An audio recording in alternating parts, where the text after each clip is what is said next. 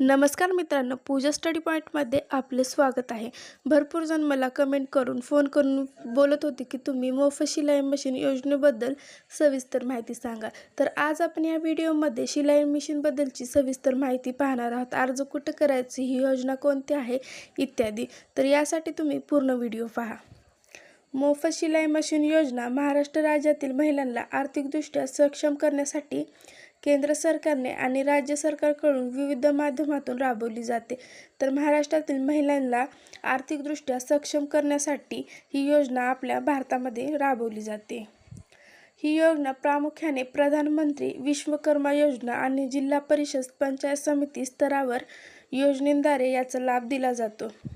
तर आपण विश्वकर्मा योजनेमार्फत मोफत शिलाई योजना ही आपल्याला लाभ भेटत असतो. महाराष्ट्रात या संपूर्ण योजनेची माहिती खालीलप्रमाणे आहे.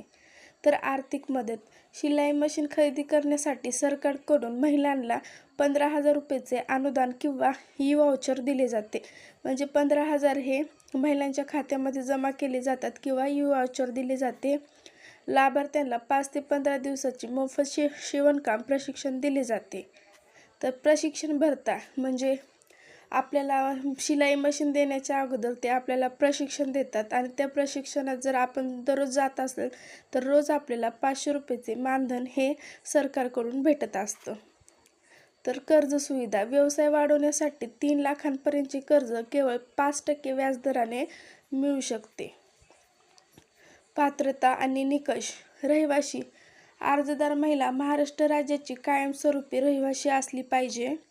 तिचे वय सर्वसाधारणपणे 18 ते 40 वर्ष किंवा काही योजनांसाठी 20 ते 40 वर्ष या दरम्यानमध्ये असले पाहिजे आणि कुटुंबाचे वार्षिक उत्पन्न हे 2.5 लाख किंवा 1,20,000 यापेक्षा जास्त नसावे लागते आणि हे उत्पन्न क्षेत्रानुसार बदलू शकते. म्हणजे जे महाराष्ट्रातील तालुका बदलला की हे उत्पन्न कमी जास्त होऊ शकतं.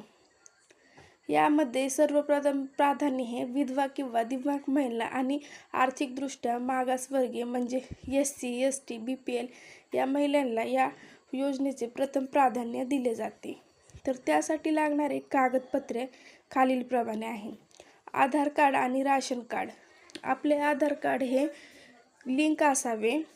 उत्पन्नाचा दाखला.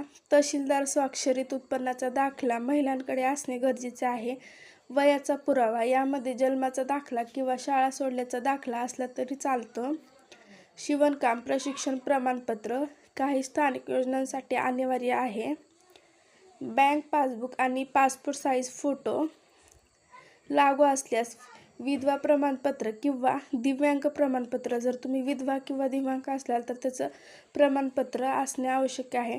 तर हा अर्ज आपण कुठे करू शकतो तर PM विश्वकर्मा या खालील दिलेल्या अधिकृत पोर्टलवर जाऊन किंवा जवळच्या CSC या सर्व्हिस सेंटरवर जाऊन आपण बायोमेट्रिक पडताळणीसह नोंदणी करावी लागते.